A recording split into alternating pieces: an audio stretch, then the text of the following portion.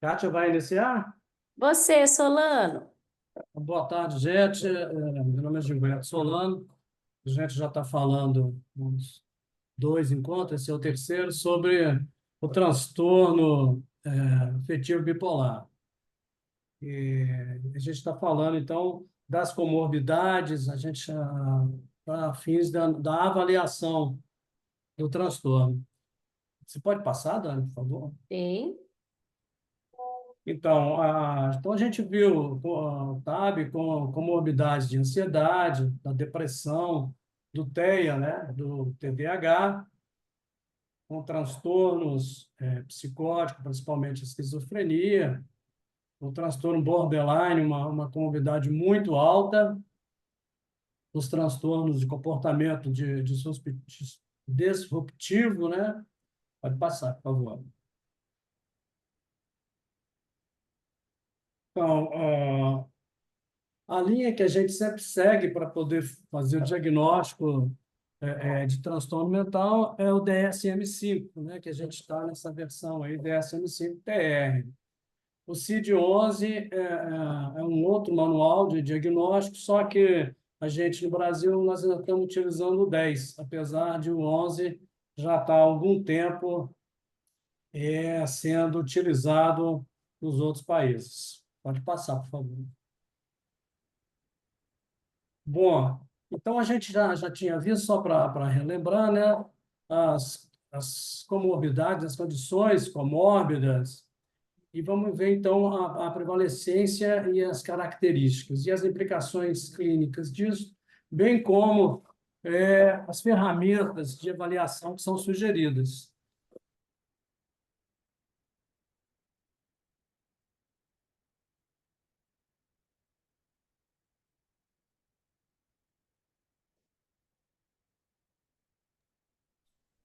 Tinha ficado mudo aqui.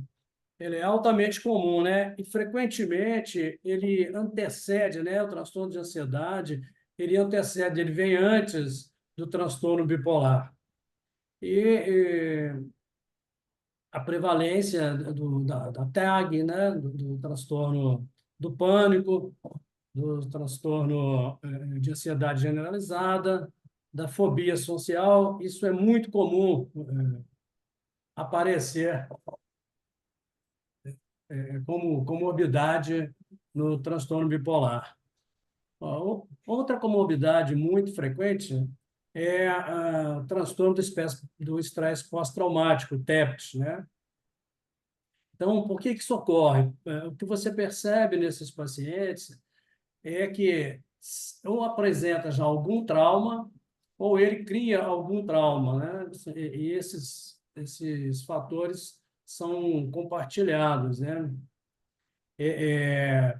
No caso do transtorno de ansiedade, uma das ferramentas sugeridas, nós vamos ver outra, é a GAD-7. Depois a gente fala um pouquinho dela. No caso do TEPET, é a CAP-5 e a DTS, que a gente vai ver também. As implicações clínicas aí na ansiedade, você tem um pior desfecho, né?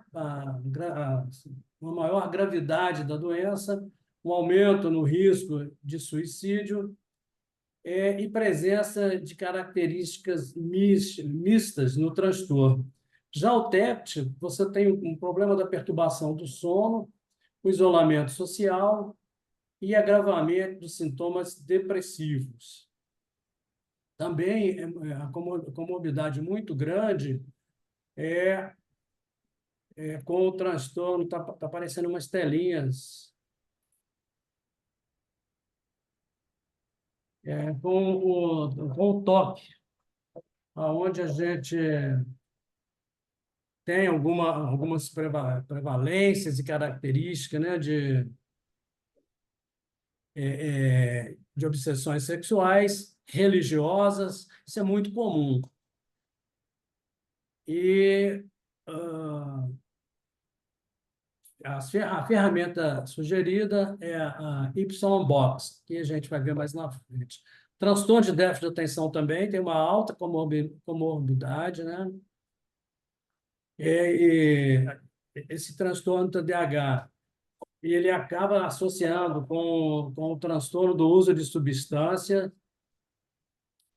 e, sobretudo, sintomas que exigem bastante cuidado. A gente vai ver que a manifestação da sintomatológica ela é bem alta, né? Os transtornos alimentares, né, que aí vai influenciar maior complexidade da depressão, piora no curso e o desfecho pode influenciar a seleção de medicamentos. Uma das ferramentas de avaliação é a DDS. E outras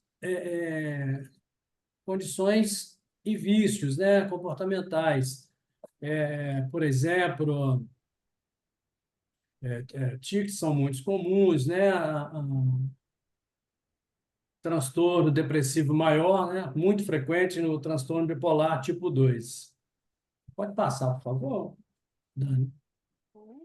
Então, uma da escala de avaliação que é muito utilizada é essa YMRS, que é a escala de avaliação de mania de Young, que é uma ferramenta projetada para avaliar sintomas de mania. O que a gente vai perceber no transtorno afetivo bipolar é que a- a- você avalia tanto a mania como a depressão, na maior parte dos casos, separadamente, né? Para você ter, eu não achei uma ferramenta que avaliasse o transtorno bipolar, porque normalmente ele está num quadro de mania, ou num quadro depressivo, ou num quadro eutímico. Uhum. Então, assim, você vai estar avaliando a qualidade e a intensidade da mania, ou avaliando a qualidade e a intensidade da depressão. E se ele tiver num quadro de eutimia, você vai estar avaliando como que ele está, como que ele está naquele momento da eutimia, né? Então, é uma escala que procura avaliar humor, Eu não estou atividade motora, conseguindo o interesse. a minha mutar aqui o meu negócio. Eu não entendi.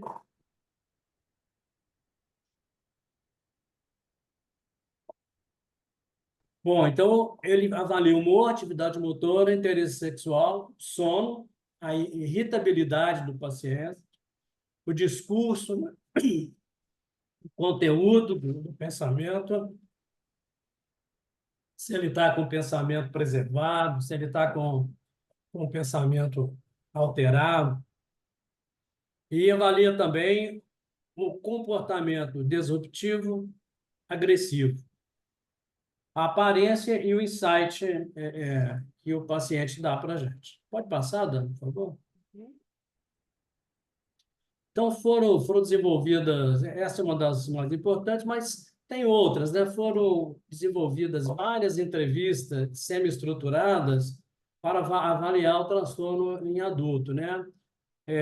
As mais comumente utilizadas é a entrevista clínica estruturada para o DSM-4, mas ela já foi atualizada para o DSM-5, é a SCID, e a escala para transtornos afetivos e esquizofrenia, que é a SADS.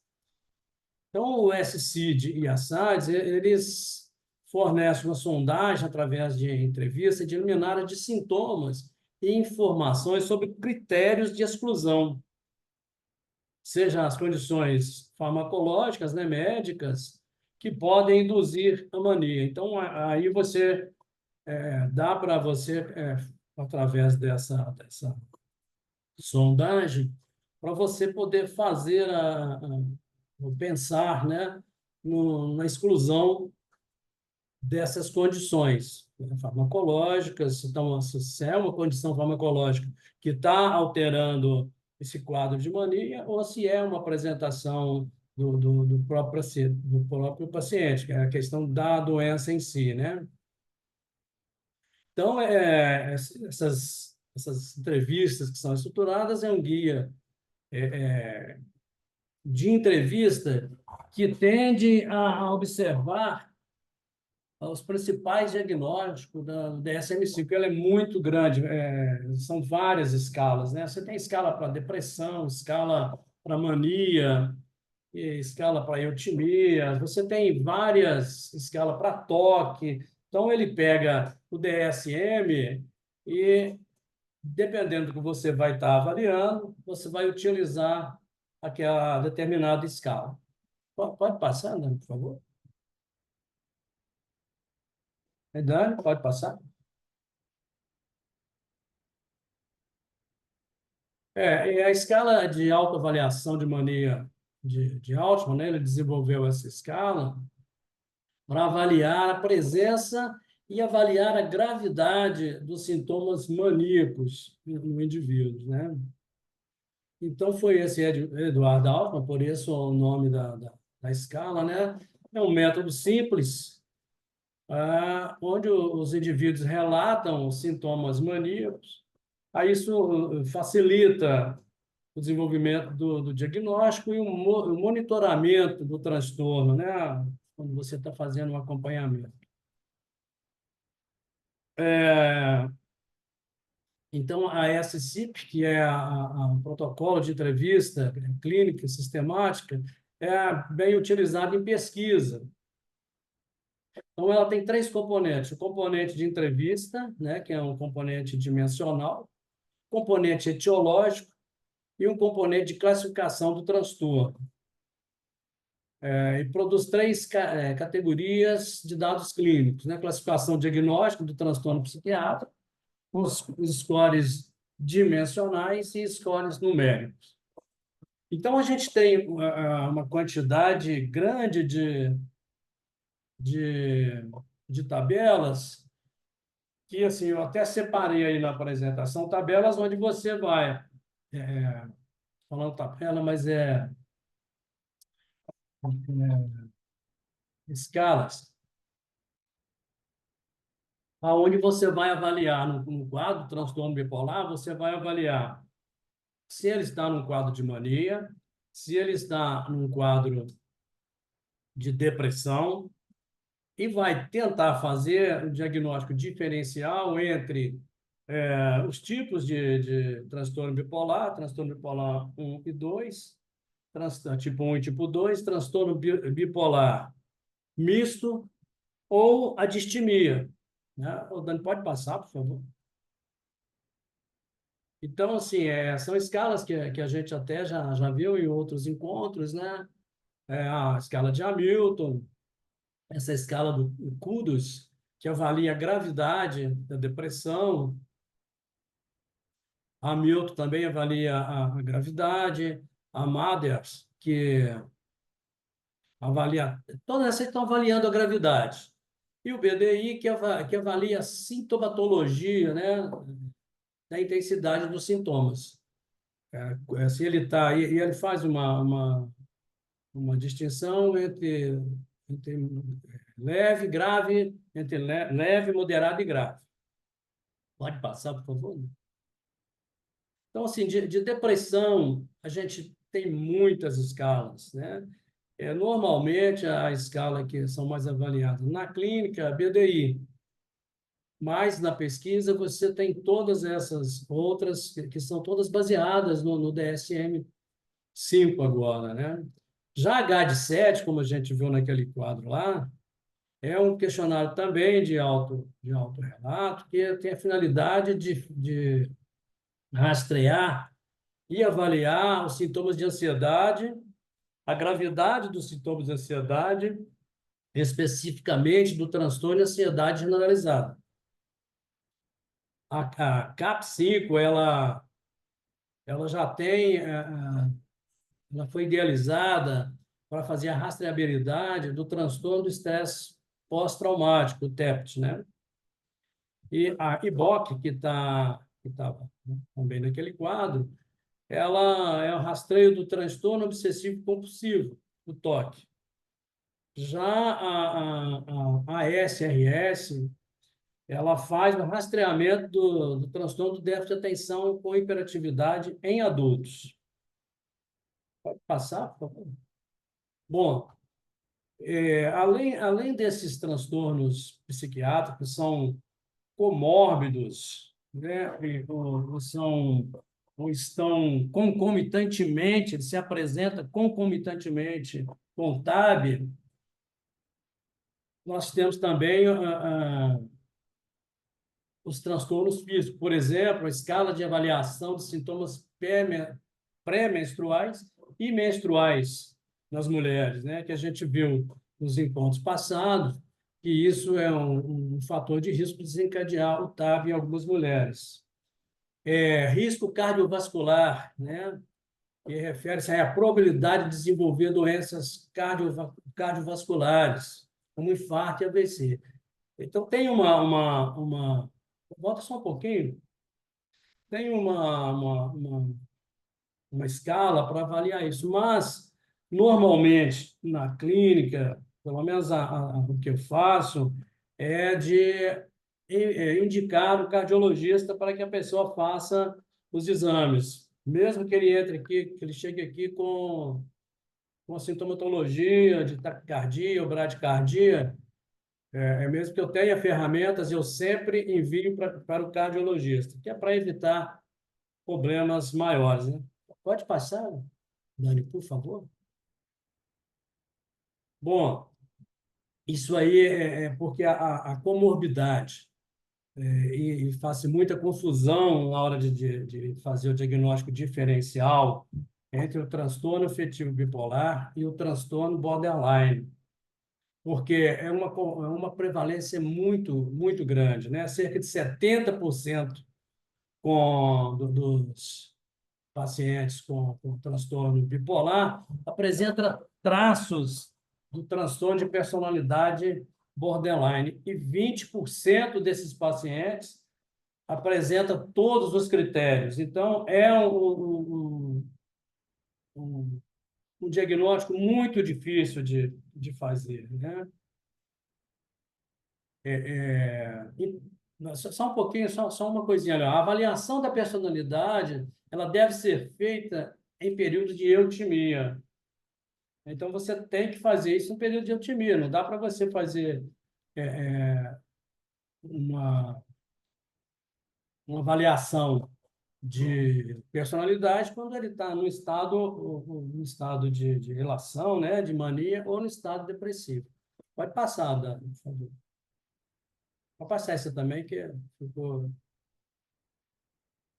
Bom, então, os sintomas psicopatológicos da depressão bipolar, só para marcar um pouquinho, a gente já viu, né? São sintomas que são atípicos, que é a hiperfagia, né? Comer demais, né? Hipersonia, que é dormir demais, e a fadiga. Então, os pacientes, eles se apresentam com muito cansaço, comendo muito, e isso cria vários problemas. Os sintomas melancólicos, que apresentam aí distúrbio psicomotor, né, retardo psicomotor ou agitação, anedônia ou anedonia, que é a perda do prazer, e humor não reativo. E costuma aparecer os sintomas psicóticos, que são os delírios, né, delírios de culpa, nihilistas, delírio somático e as alucinações. E, nesse caso, indicam a maior gravidade e influencia a seleção do tratamento. E aí, o tratamento a gente vai falar a semana que vem, mas nesse caso aí, no caso dos sintomas psicóticos, é meio óbvio, a gente tem que entrar com antipsicótico. Características místicas do transtorno, né? A presença dessa sintomatologia, por exemplo, irritabilidade, agitação, durante um período depressivo, ela ocorre entre 20% e 80% dos pacientes. E as implicações de característica mística, elas são pior prognóstico, né? Menor chance de recuperação, maior risco de suicídio e maior probabilidade da mania emergente em tratamentos com antidepressivo. Ou seja, ela vira a chave, né? A pessoa está num quadro, tratou, ela vai para outro quadro, aí você tem que tratar o outro sintoma e fica nesse vai e vem. Então, as escalas de avaliação, a gente até já falou. Pode passar, por favor? Bom, então, o início e curso, a gente já falou também, só para deixar bem marcado, né? Então, normalmente, inicia entre os 19 anos e meio, e é a mesma idade que inicia o transtorno de personalidade borderline, né? Por isso, torna bem difícil a diferenciação. O início mais precoce, eu já vi na literatura, que costuma ter início aos 15 anos. Então, está ligado a episódio misto, a ciclagem mais rápida, maior risco de suicídio e pior resposta ao tratamento, né? E o pródromo, que são os sintomas iniciais, aquele que antecede ao episódio de humor completo, é o sinal que alguma coisa não está bem. Ele dura, em média, mais ou menos 2 anos antes do primeiro episódio. Então, você tem sinais que alguma coisa está errada, e esses sinais, antes de você ter o primeiro episódio, ele tem uma durabilidade aí de 2 anos, mais ou menos. A polaridade predominante, né? A predominância depressiva é mais comum em mulheres. Então, as mulheres deprimem mais do que os homens, especialmente no tipo 2, o transtorno bipolar tipo 2. A sequência de polaridade, né, que é a ordem dos episódios, pode ser mania-depressão ou depressão-mania. Para ser episódio de ciclagem rápida, tem que ter 4 ou mais episódios de humor em 12 meses. A gente já viu que a ciclagem rápida ela é muito complicada, né? Está associada a um pior prognóstico, maior risco de suicídio. E a gente tem algumas ferramentas para avaliação também. Pode passar, Davi? Então, aí é só um resumo, né? Então, o transtorno bipolar é uma condição altamente comórbida, com taxas ainda mais elevadas em jovens, né? Essa comorbidade. A comorbidade não é uma simples soma de transtornos, é uma combinação complexa que define esses quadros e o desenvolvimento específico da doença, né? Define o quadro da doença e o desenvolvimento específico, afeta o prognóstico e o curso da doença. Então, o tratamento, a gente vai falar na outra semana. É um desafio, a gente já viu, é um desafio fazer diagnóstico. Imagina o tratamento, né? E para que a gente faz diagnóstico, né? A gente faz diagnóstico para elaborar o tratamento, para fazer um protocolo, né? Em qualquer caso, não só no transtorno bipolar. Então, a gente tem no risco de tratamento implicações positivas e negativas. Tratamento de uma comorbidade pode piorar os sintomas do transtorno bipolar, aquilo que a gente já falou. Por exemplo, quando um antidepressivo causa uma mania, vira a chave. Ou um antipsicótico causa uma depressão. Então, a medicação vai trabalhando contra e a favor. Existe uma escassez de evidências, né? Isso aí leva a gente a uma maior necessidade de ensaios clínicos e controlados. Pode passar, por favor. Bom, então, eu sei que também a gente pode passar, que acho que ficou repetido essas comorbidades físicas, a gente já falou. Ah, tá. E história familiar, quando a gente está fazendo avaliação, gente, a anamnese, no meu modo de ver, é a coisa mais importante que você faz na clínica, né? Na clínica de transtornos mentais. Quando eu trabalhava no hospital psiquiátrico, chegou um paciente que ele foi internado com sintomatologia esquizofrênica. E ele foi internado, a semana depois pediram para eu fazer uma avaliação nele, isso tem muitos anos, e depois que a gente fazia a avaliação, a gente reunia para dar o parecer da avaliação. E esse paciente que tinha sido o diagnóstico, a hipótese inicial de esquizofrenia, quando me perguntaram, falou, não, pode mandar um paciente para casa. Ah, mandar um esquizofrênico para casa? Eu falei, não, ele não é esquizofrênico. Ele trabalhava com mineração, usava mercúrio para lavar o ouro e se contaminou com o mercúrio e começou a apresentar alucinações e várias sintomatologia da esquizofrenia.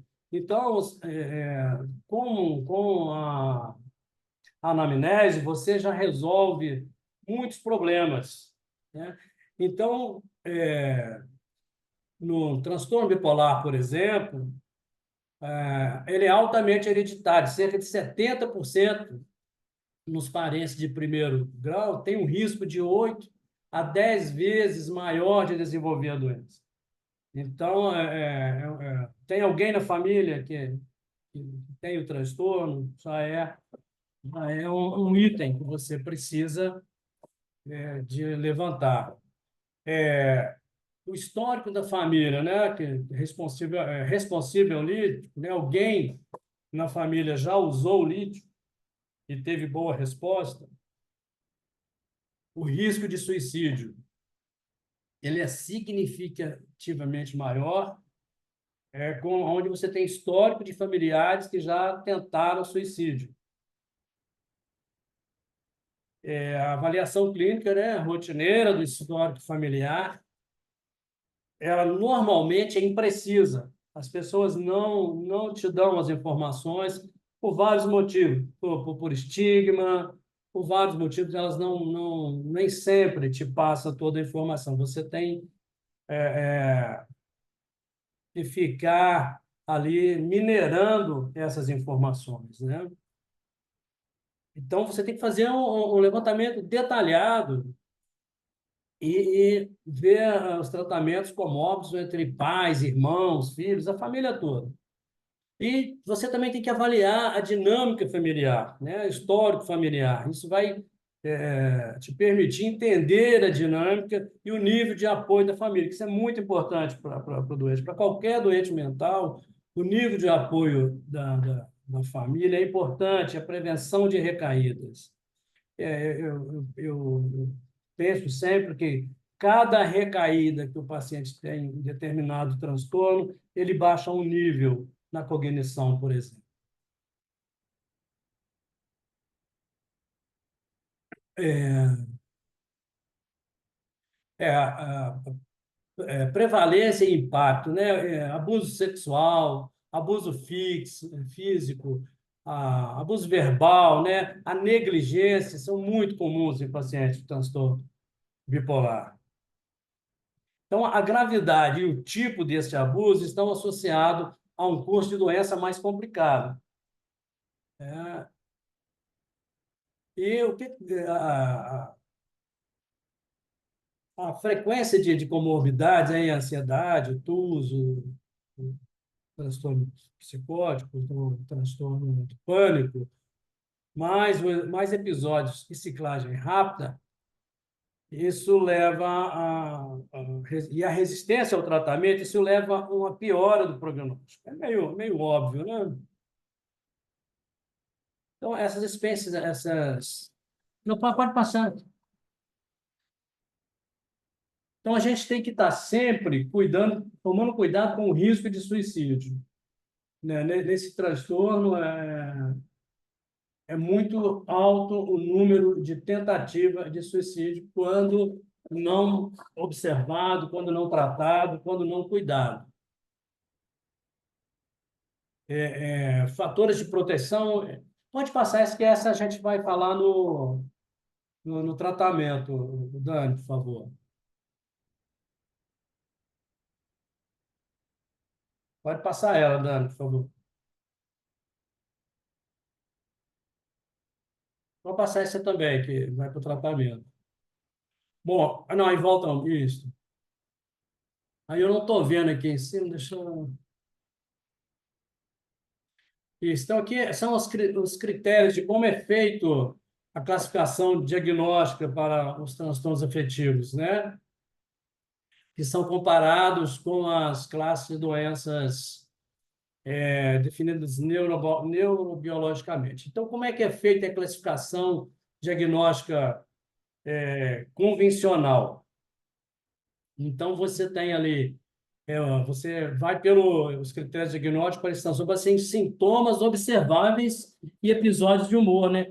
Que também é observável, né? Então, você tem episódios depressivos, a hipomania subliminar, a depressão subliminar, que muitas vezes você não percebe a mania nem a depressão quando está no caso, isso, no caso do transtorno bipolar, isso é um fator de erro diagnóstico. A hipomania, e quando você tem transtorno depressivo subliminares, né, você acha que está num quadro só de mania, mas é um transtorno bipolar. Episódios depressivos e maníacos, né, que são um marcador do transtorno bipolar, e, e episódios de depressão e mania, que só inverte, né?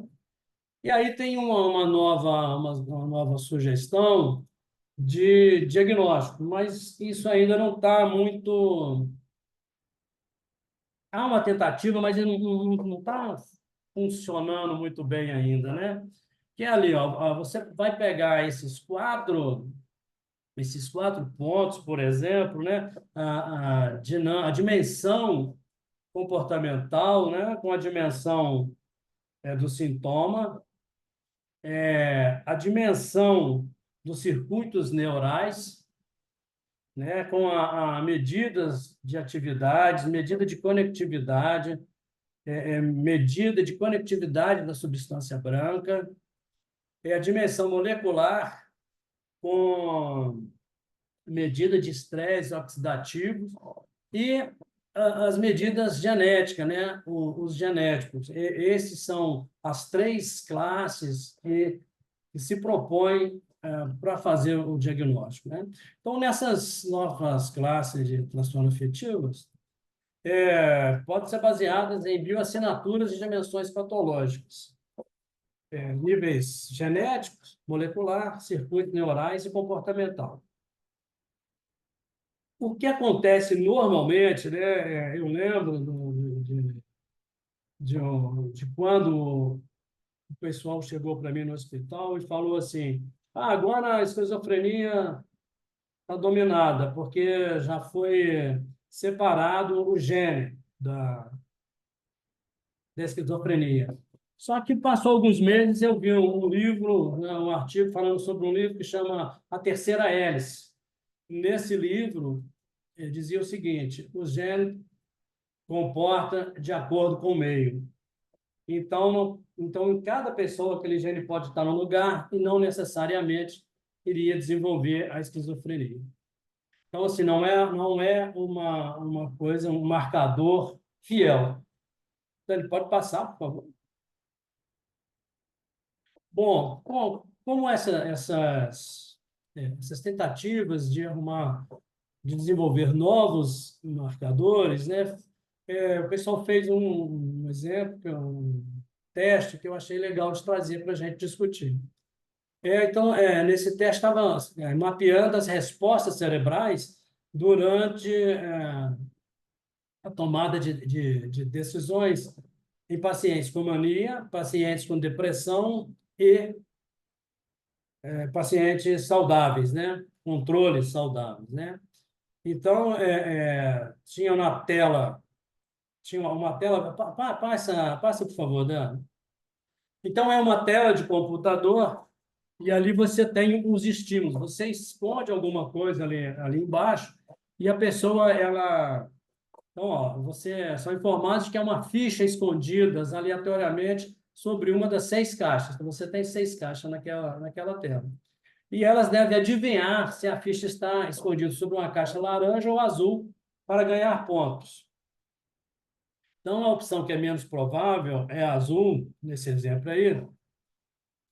Também ela está associada ao maior valor de vitória. Então, vai criar um conflito entre a recompensa e a incerteza. Então, cria uma dúvida, né? Então, os blocos de tomada de decisão, eles foram constatados com a condição basal visomotora. Aí, Dani, passa ao próximo, por favor. Então, nessa tarefa aí, que é uma tarefa de escolha, o que que ficou, né? O que que ficou marcado?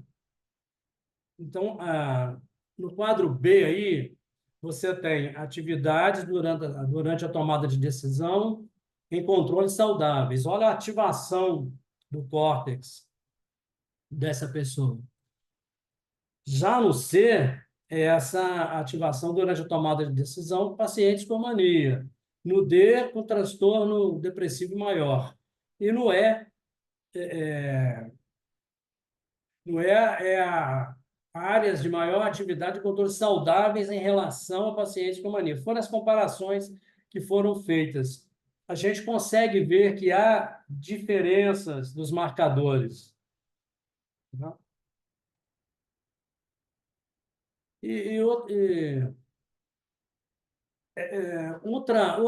Outro teste que foi feito é em respostas, né, cerebrais durante a tarefa de gol no gol, teste de CPT, de cancelamento, né, em pacientes com mania e controles saudáveis.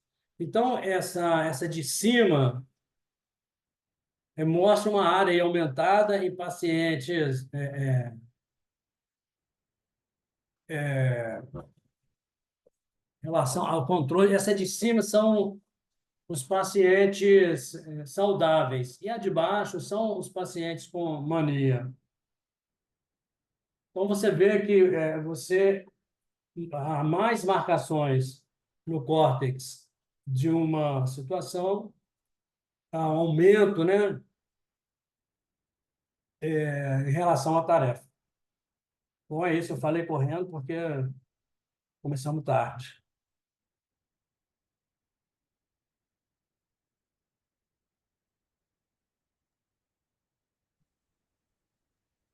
Mas foi ótimo. Hoje deu para a gente ter um tempinho. Então, são 17h52, a gente tem 8 minutos ainda para as pessoas perguntarem ou acrescentarem, sugerirem.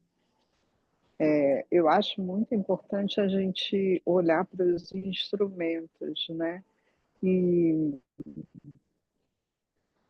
eu só não consegui identificar, Gilberto, quais são os instrumentos que são exclusivos do psicólogo, ou se todos os que você apresentou para o bipolar são instrumentos de uso livre, e quais são os pontos de corte, esse instrumento está validado para o português,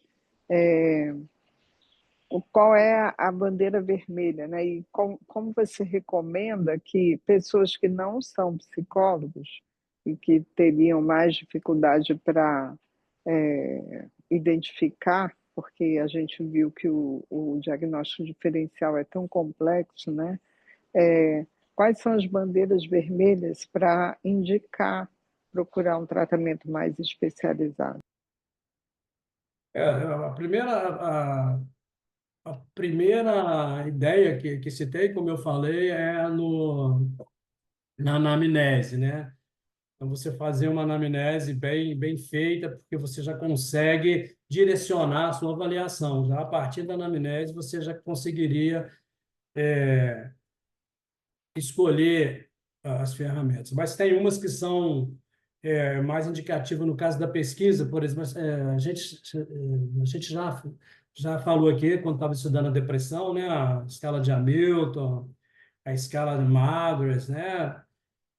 No caso da relação, uma que o pessoal usa muito é essa de Jung,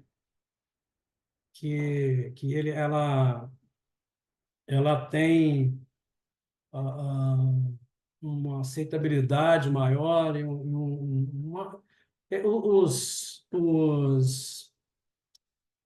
falar tópicos, né, porque eu estou esquecendo a palavra, não é tópico, a sintomatologia, humor, relação, depressão, ela pega vários tópicos e consegue relacionar esses tópicos, né?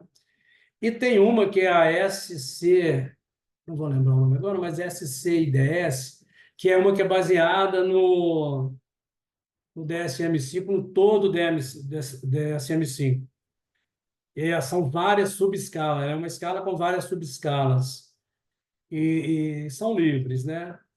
As escalas que você usa normalmente, quando você, por exemplo, um grande fator de você fazer o diagnóstico diferencial é principalmente entre um transtorno bipolar e o transtorno de personalidade borderline, porque é muito parecido.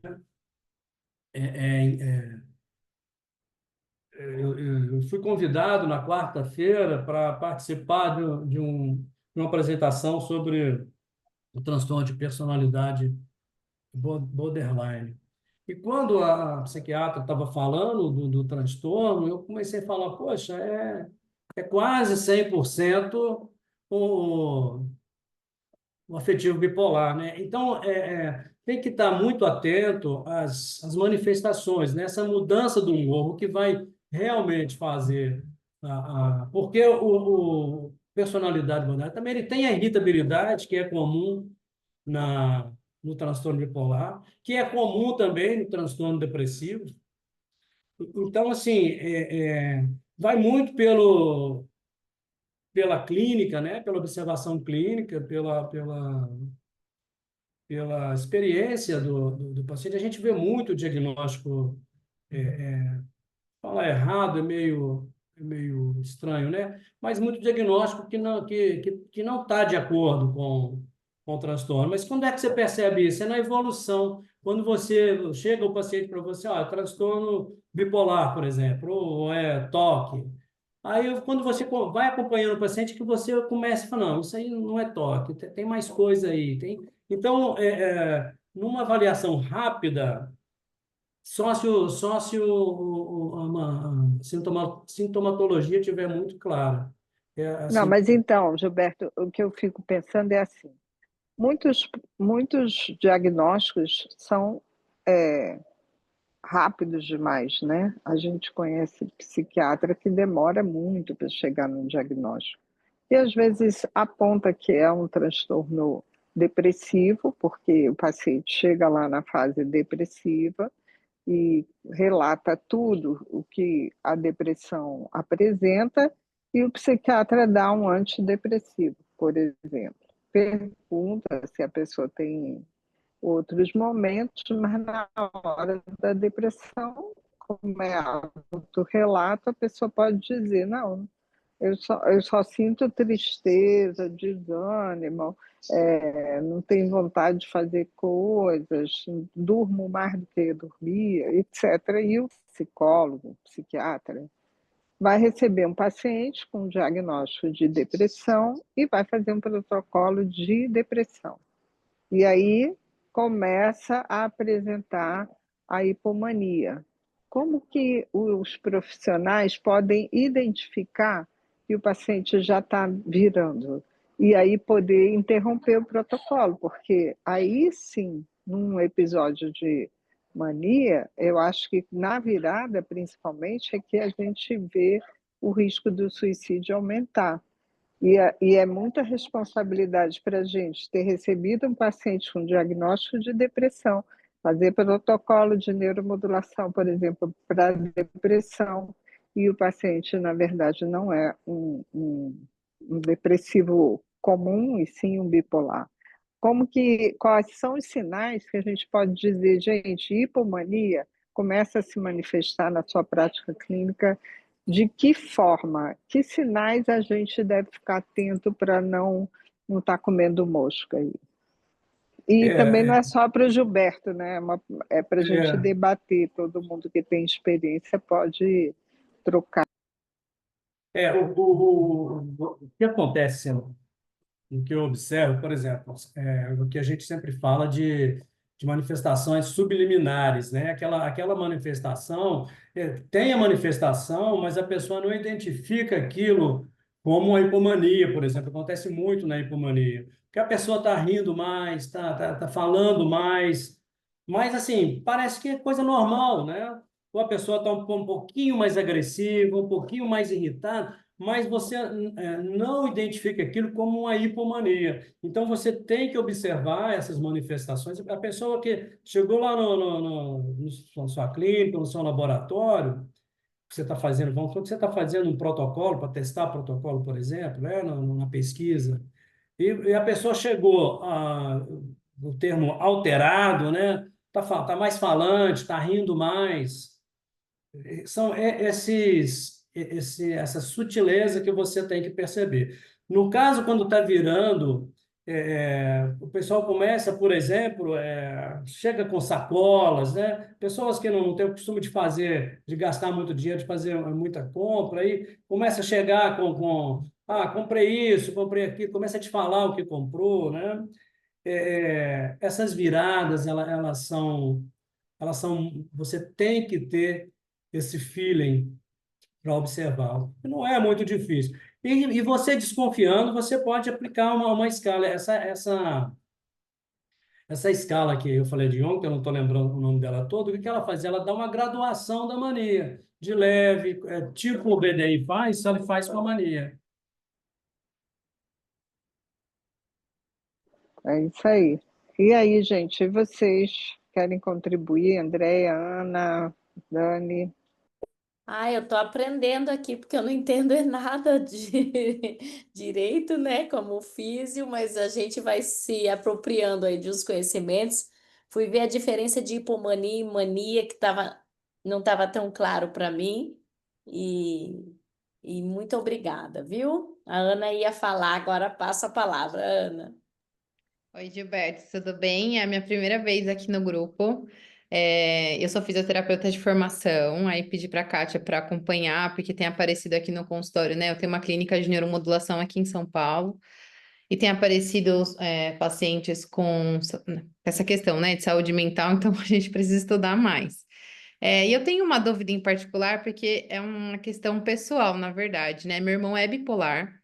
Eu nunca fiz protocolo de neuromodulação com ele, é, enfim, mas eu tenho muito receio dessa questão genética, né? Então, eu vi que você mostrou isso, e porque na minha família tem bastante, assim, tem muitas pessoas com doença mental, assim, principalmente da parte do meu pai.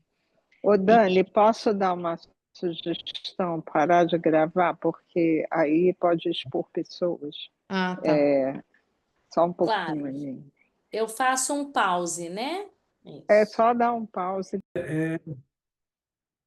Eu também tenho paciente agora, às 18, mas na semana que vem a gente vai falar sobre tratamento e vamos ver se dá para fazer uma pegada nessa questão do apoio familiar, Perfeito. é super Ai, importante seria para o ótimo, seria paciente, ótimo. tá? E Eu ia ficar muito feliz.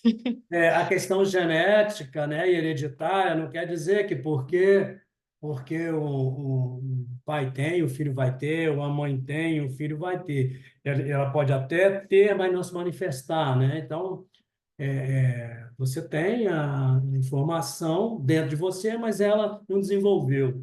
Isso pode acontecer. Então, assim, ficar tranquilo, porque senão, se essa questão hereditária fosse toda definida, né, a gente teria muito mais casos, né? Então, vou passar a palavra ao Flávio ali para a gente ir finalizando, tá? Eu gostaria de saber, como é também o meu primeiro dia aqui no grupo, tá? E eu gostaria de saber se a gente tem acesso às aulas anteriores, para que possa Tem. fazer, Elas estão estudar isso com todas todos. no YouTube. Logo em seguida, eu vou colocar ali no grupo um lembrete do acesso ao YouTube. Tem muita aula muito boa lá, viu, Perfeito, Flávio? perfeito. Muito obrigado. Eu achei Tá? sensacional, viu, gente? Parabéns. Muito Parabéns, adorei a apresentação. O tempo é meio curto, a gente tem que correr, e o espectro é muito grande, né? Então, se a gente for tratar Imagino. tudo, vai ficar um ano aí tratando disso. Então, até na semana que vem, gente. Obrigada, Gilberto. Foi Obrigado a muito você, bom. obrigado a todo mundo Tchau. aí. E até terça-feira. Tchau, Até. tchau. Tchau, tchau. Tchau.